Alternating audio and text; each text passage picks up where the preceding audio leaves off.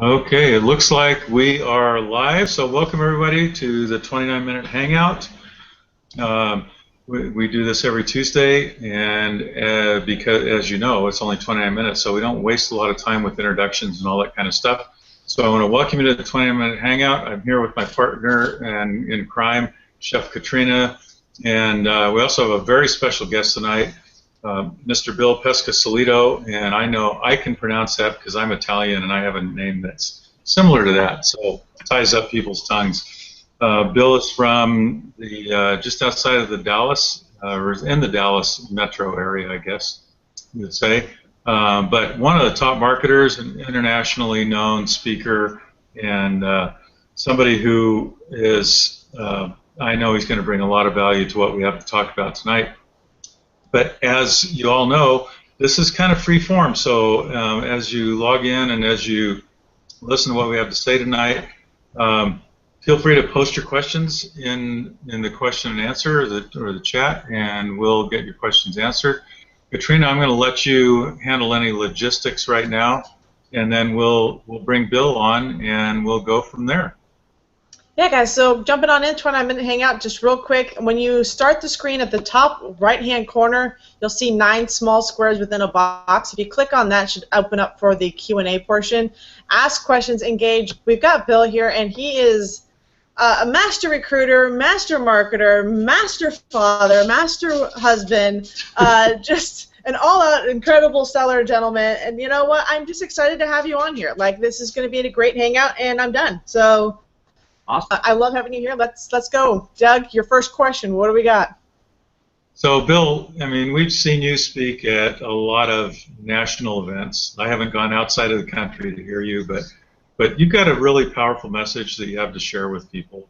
And I guess the way we should probably start things off is maybe give our guests a little bit of background on how you got into this whole internet thing. Because I know you came from a real corporate background. And I did. So, yeah. What's that? Yeah, no, I did. And first of all, before we jump into that, I just want to say thank you, Katrina and Doug, for having me here tonight. It's it's a pleasure to be here, and look forward to having a lot of fun. You guys are both very kind to have me here. My background is in a nutshell, 16 years in corporate America, in which predominantly those 16 years I was in sales and consulting roles in different industries, telecom, energy, internet advertising, and so forth. But how I got into this sort of the home-based and internet marketing industry was Michelle, my wife Michelle, about 5 years ago or so, was approached by an old friend, invited her out to lunch, and they reacquainted themselves with each other, and she basically pitched her on her MLM at lunch. And Michelle was like, "What? I've heard of Amway. Is this stuff still around?" And she's like, "Of course." And it was a health and wellness, nutrition MLM. And so Michelle said, "Sure. If this girl could do it, I could do it." And she dove in and started doing it the very traditional way. Did what her sponsor said, and wrote down the list of 50 names, friends and family, and spammed her own Facebook personal page, 20 times a day, and that kind of thing. And realized that wasn't working. So she, went to the internet to find a better way for her to build the business, and she started having some success with that. And I'm meanwhile going to work every single day, and getting up and having to shave and put on a suit and deal with commuter traffic. And she, would go from the bedroom to the couch with her laptop and her little flannel PJs, and I'm like, well, this kind of sucks. There's something wrong with this picture here. And so after, not too long, maybe about a year total, give or take, of Michelle being in the industry, in the business, I quit my job. So for me, it was September of 2011 that I quit my job and came home. And what I really started doing right away was just calling all of our leads. I would just pretty much pound the phone, or what we would consider pounding the phone. You're dialing, you're making 20, 30 dials a day, calling all these different home business leads that we were generating through a system that we used.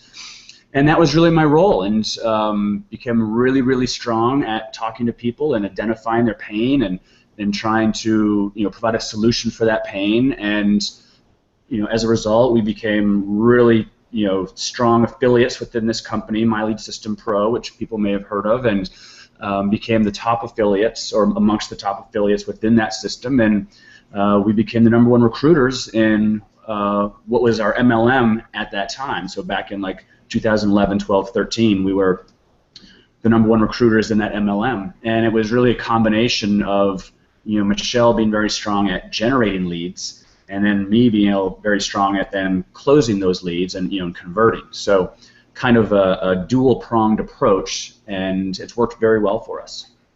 Right.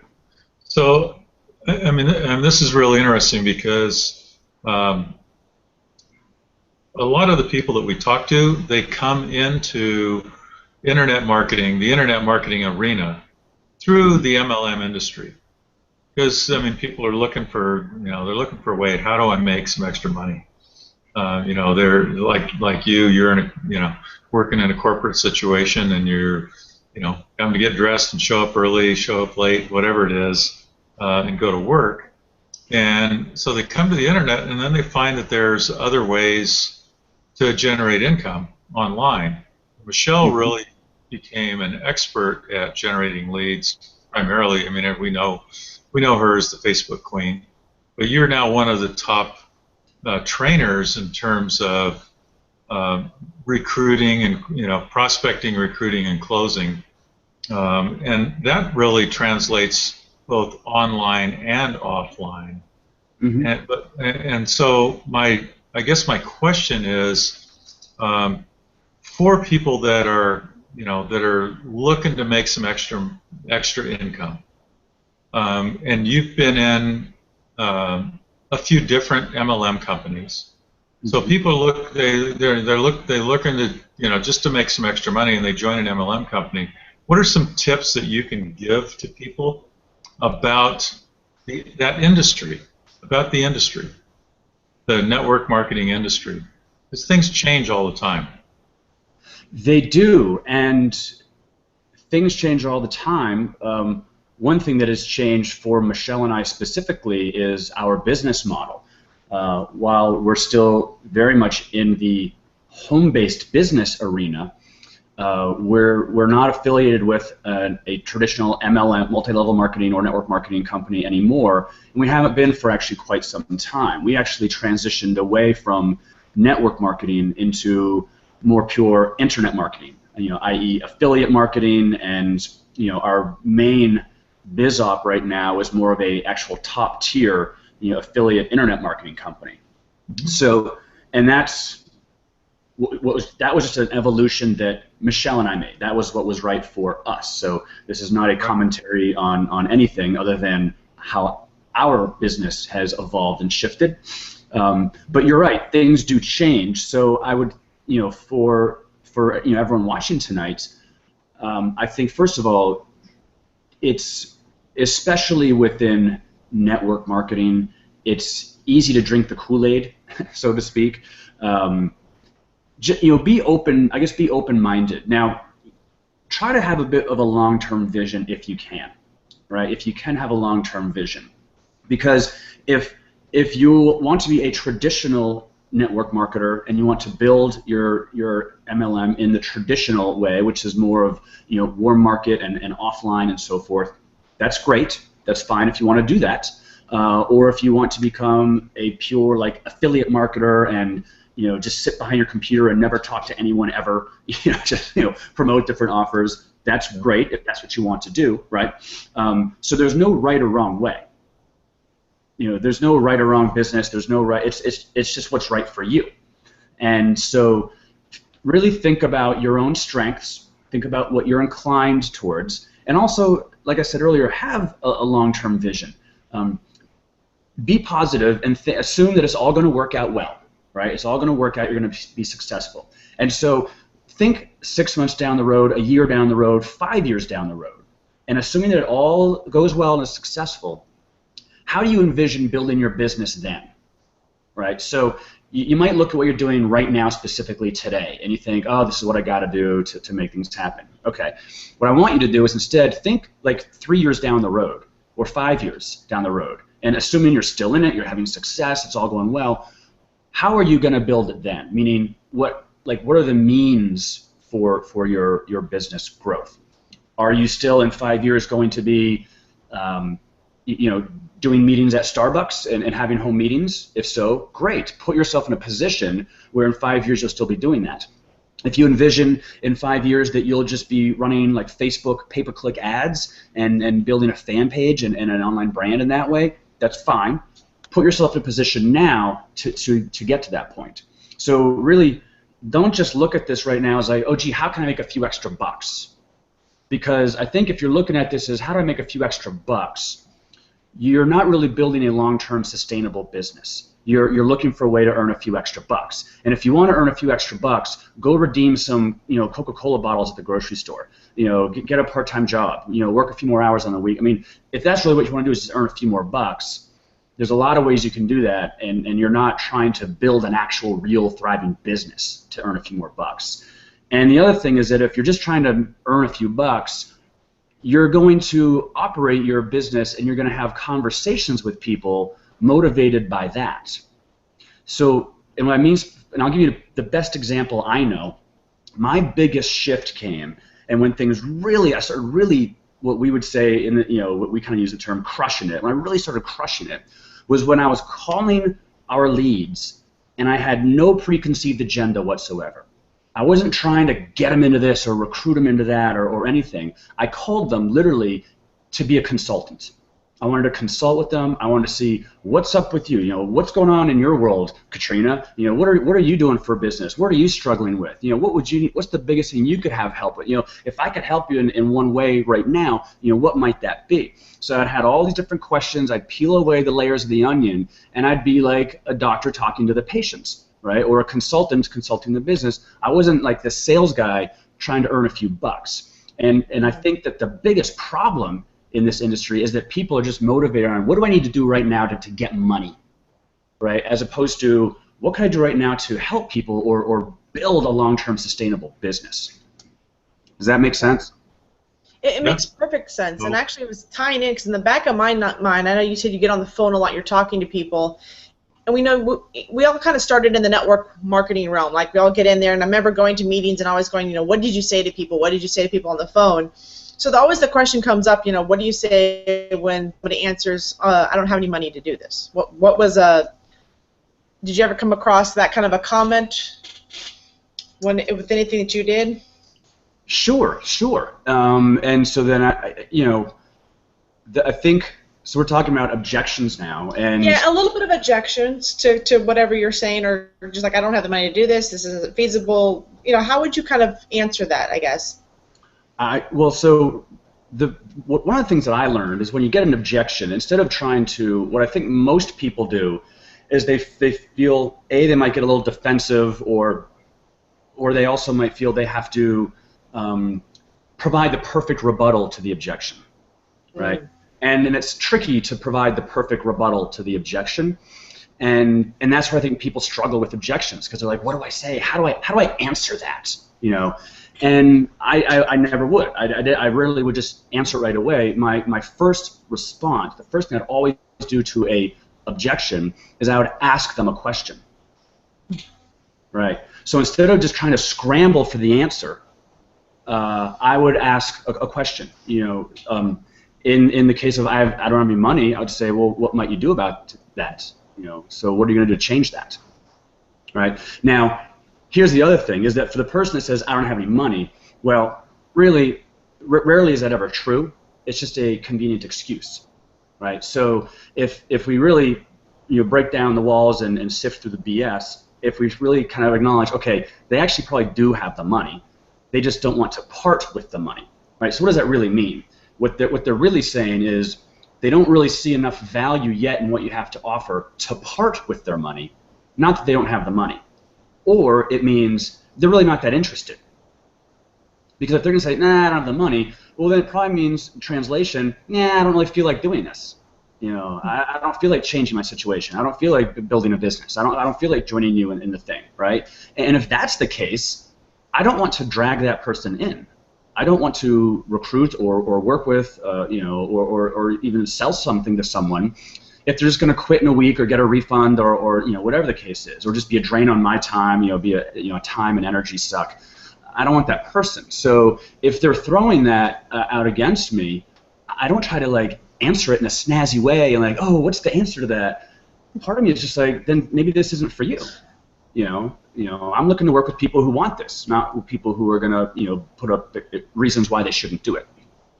You're not looking to grab someone by the foot and drag them into this business because they're just not going to perform that way.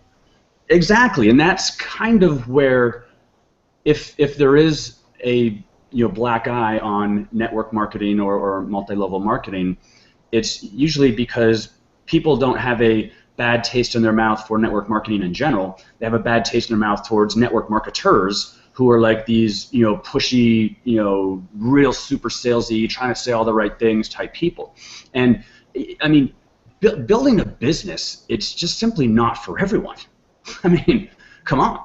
It might not be for 90% of the population, right? So why do you think you need to recruit or try to recruit 100% of the people that you talk with? Some people, it's just not, this is not for them, right? And so the quicker you can pick that up and perceive that and be like, okay, I don't really have time to waste on you, Joe. You're saying you don't have any money. What does it really mean? Honestly, I don't care in a way because I don't want to work with you. This isn't for you, and probably having a business isn't for you. I mean, some people will just be employees all their in life, and there's nothing wrong with that. That's not a bad thing to have a work for a company for years. I mean, there's lots of amazing employees out there. But if you do want to make the change, and you do want to build a business, you want to really dive into something, then you'll find a way to find the money. And entrepreneurs are resourceful people. They're going to find a way if it's important to them. And so I would ask this person if I felt that they really wanted it. I would say, great, let's come up with some ways to help you get the money. Great answer. I think that's perfect. I mean, what you're talking about was, it really is, it's the distinction between focusing on what is it that I need and what is it that the person that I'm talking to, what is it that they're looking for, what do they want? And so, like I said, if somebody says, I don't have the money, you say, well, there's a million answers for that, but the question is, I think a great question is, well, what does that mean? Right. Like you said, there's a lot of different ways. But that's, we're really going, kind of towards one end there. On the other end, you talk to people who they do have, a positive mindset. They're looking to, to improve their lifestyle, improve their life, and that's the type of person that you want to work with. How do you target the people that you would like to work with? And when you're talking with those folks, how does that conversation different than what we were just talking about? I mean, I sort of felt a little bit of a weight there. As when we were talking just now, it's like it's dragging me back to those early days when I did that too. It's like, man, I need to make some money. And I was trying to sell stuff rather than help people. And now it's not even, and I'm sure you're in the same position where you're not even trying to help people. You're just trying, you're trying to connect with people and show them an opportunity where, hey, you know what, we got this going on. You want to jump in with us? This is a pretty cool thing. So how do you target those people? If you're so there's kind of a distinction of sort of what, as I mentioned earlier, Michelle and I have evolved, and our business model has evolved and shifted. So, how do you target those people? Well, you can't just like target, positive people who have money, who really want to, you run a Facebook ad and it's like, who are you targeting? It's like, do I target Mike Dillard? Do I target Jonathan Budd? Or do I target, positive people with good energy that have, $20,000? Like, that's really not like a targeting option, right? But how do you find those people? Well, it's a funnel, right? It's a sales funnel. And when you're doing paid advertising, you find it because they're the ones that clicked on the link and opted in, and now they're on your list, or they've gone through the funnel and they get to a certain point, and they're now an initial buyer. Or and it varies, and without getting like a whole ton of specific detail on different things, but how do you get to that point? Well, they've got to show an interest. They've either opted in, right? So like when I did call those leads, when I mentioned earlier, when I came home from corporate America and started calling leads all day long, which I don't really do much of anymore because we have a much more scalable, leveraged business model. So I actually rarely get on the phone. I don't get on the phone with leads anymore at all. We're most likely about to hire a salesperson who I'm going to train, and they'll do that, but I don't, only because we have a system in place. It's more internet marketing, right? So there's a funnel there where I don't have to get on the phone with just a lead. Maybe we get on the phone more with someone who is a buyer, right? And again, it depends upon the level that they bought and so forth. But so that's clearly a big, huge difference. It's not like I'm cold calling people and trying to figure out if they're interested or not, right? This is a person who is ascended to a certain level within our kind of product mix. We're now saying, okay, they've clearly raised their hand or plunked down their credit card to a certain extent now that this is worth my time to talk with this person. Does that kind of answer your question? Yeah, absolutely. I mean, so yeah, and so for the people that are that are listening to what we're talking about, they're probably wondering, well, how do I get there? I mean, you started, with calling every lead. We've all been there, and then evolved to that next step. And for the people that are just starting out, that's part of the process. That's just part of the process. So, I mean, everyone wants to know how to get there. How do I get from point A to point B? And what people rarely see, unless you're at now point B, but the people outside looking in think that for the people that went from point A to point B, they think it was just like this straight line, easy path, and rarely do they realize that it was this long, painful, squiggly path to get to point B that was chock full of mistakes and money spent and so forth. But let's look at it this way. If we're talking internet, marketing, or if you want to build your business online, you could either do it just purely through paid traffic. If you want to be that type of build your business that way, but you got to have the money to do that, and you got to be able to afford the mistakes, right? So if you want to take a shorter route and not have to do all what I kind of illustrated earlier, if you want to just get the people and get to that, I mean, you could purely do it all paid, right? Paid traffic, but it's a lot of trial and error, and the errors in paid traffic aren't free errors, right? They're expensive errors, right? But it requires testing and all sorts of things to get to that point. But if you don't want to do paid traffic, right, just that way, but you want to build more of use attraction marketing and build a brand online, well then you have to have a specific skill set that you can provide value on, and you can teach on that, and you can create content around that. And so you have to be known for something. Right, and being known for something means you actually have to have done it a lot and proven and gotten results from it, and this is a longer process. Michelle and I, in a weird way, are kind of a hybrid because we've done a ton of videos and blog posts and all that, and got a lot of exposure and built our brand. We've also done a lot of paid advertising. It's kind of a 50-50 mix, right? So we could, if we wanted to, right now, just jack up what we're investing, spending on Facebook ads, and just scale that up if we want, and maybe not do as much as content creation, or we could spend a lot less on just Facebook, ads, and jack up the content creation, or whatever. So again, you got to kind of think about what type of marketer do you want to be? What do you want to be known for? What do you want to be known as? What do you want to get good at? If people were to list off 3 or 5 adjectives describing you, what are those adjectives? What are they going to be, right? What in 2 years from today, and you're now massively successful, and you're on a stage speaking at an event. Why are you asked to speak at that event? What are people in the audience looking at you? What are they saying about you? He's a video marketer, does tons of awesome videos. He's hilarious. I love his videos. He's the funniest guy. You got to watch this guy's videos. They're the best. Or this guy's just he just drives tons of traffic. He's just a PPV traffic guru, or whatever. Copywriter. Think about that, and start putting yourself in a position to do a whole ton of whatever it is that you envision yourself becoming. Sure. Yeah, I mean that totally makes sense. So I guess in thinking about that, you talk about yourself being kind of hybrid between paid marketing and content marketing. How successful do you think your paid marketing would be if you had not built your brand already? If you didn't have a strong brand to begin with? Sure. So it's it's a little bit which came first, the chicken or the egg, but both complement one another in our case. I believe that we're a hybrid. For us and our business and our model and how we've created success for our business, the boat one hand washes the other, right? Okay. So and at this point now, for like a lot of our Facebook advertising, we specifically two things. We're always running a likes campaign to get more likes, fans to our fan page. But then when we're promoting something, promoting like a piece of content or an offer or whatever, we're targeting our fans.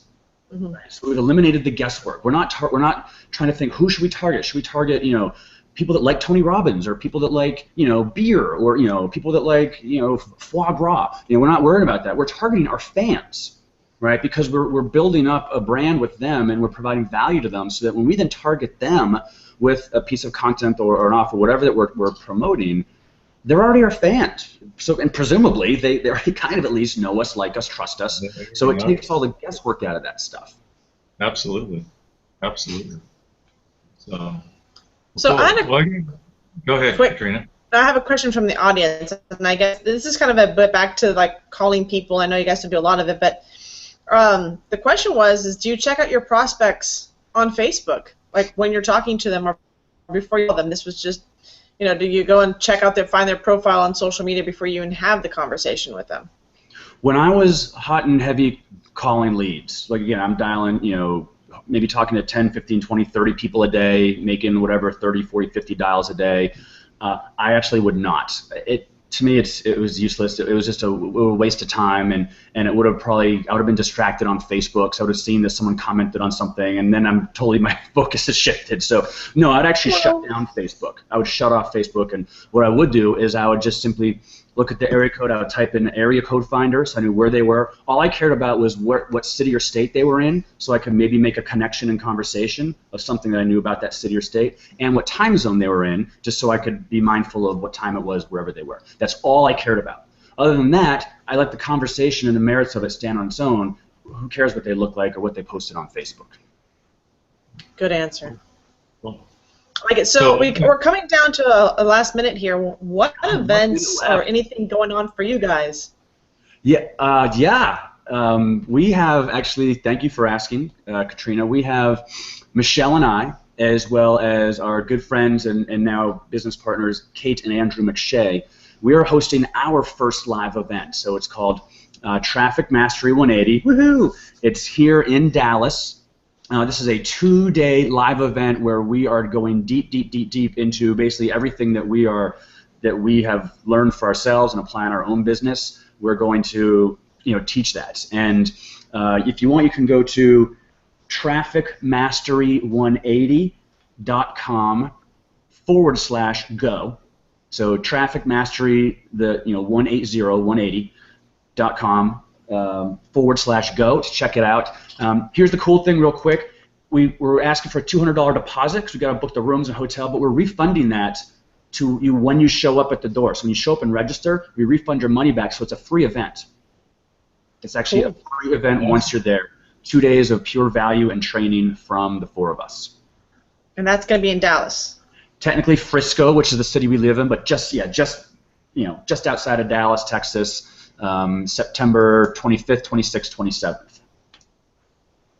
Cool. I gotta get the. We'd love to have any one of you all. We'd love to have you all there.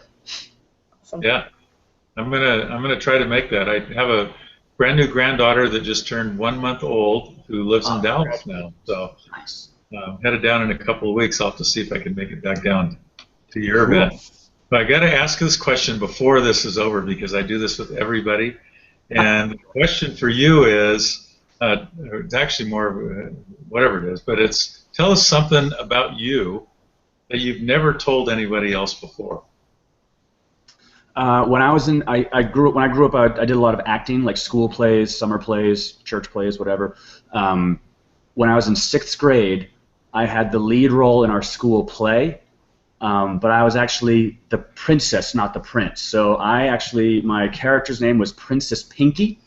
I had a dress, I had makeup, a wig, and obviously everyone in the play knew, my parents knew, but no one in the audience knew until the very end of the play when we came out for our bows. I pulled the wig off, and like the whole audience erupted. They couldn't believe that I was actually a guy playing a female role in our school play. Well, that's awesome. That's awesome. And I've got to give you kudos because you are the first person that we've talked to that hasn't had about a 30-second delay, a 30-second, period of silence. So you just jumped right in and shared that without no hesitation at all. So congratulations on that. Nice. So, yeah, I thought you were going to stump me. You didn't. You didn't stump me at all. Yeah, you stumped me. I mean, I was totally surprised there.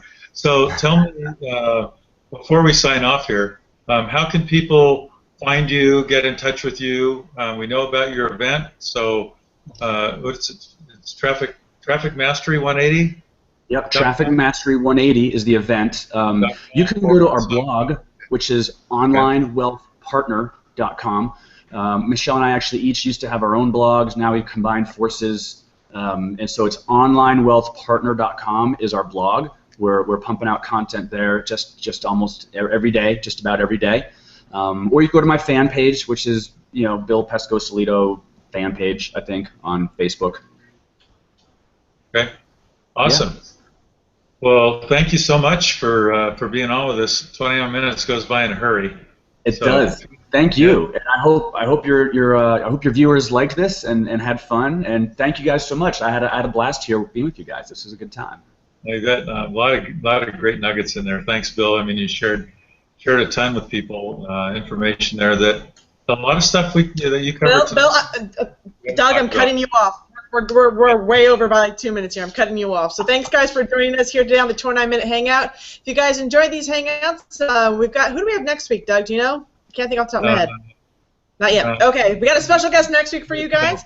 So like us here on our Google Plus page, and also find us on iTunes at the 29-minute Hangout. Thank you guys for joining us, and we'll see you guys next week. Bye-bye. Thanks, guys.